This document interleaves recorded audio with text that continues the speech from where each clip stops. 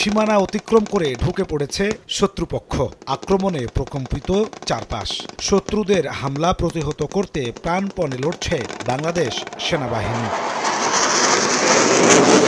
আধুনিক tank, APC আর বিধ্বংসী সব অস্ত্র হাতে মরিয়া সেনাবাহিনীর সদস্যরা।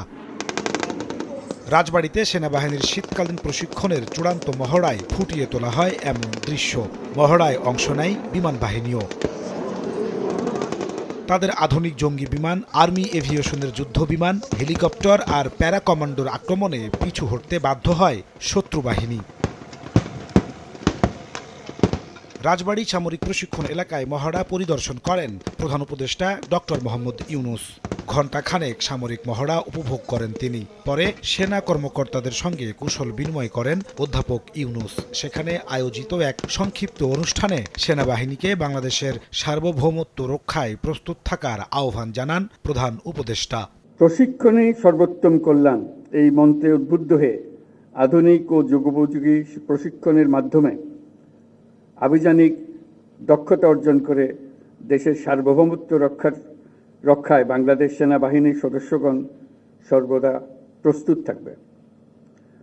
সেই লক্ষ্যে সেনা সদস্যদের প্রশিক্ষণ হতে হবে বাস্তবসম্মত। আমি নিশ্চিত বাংলাদেশ সেনাবাহিনীর প্রশিক্ষণের এই লক্ষ্যকে সামনে রেখেই এগিয়ে চলেছে।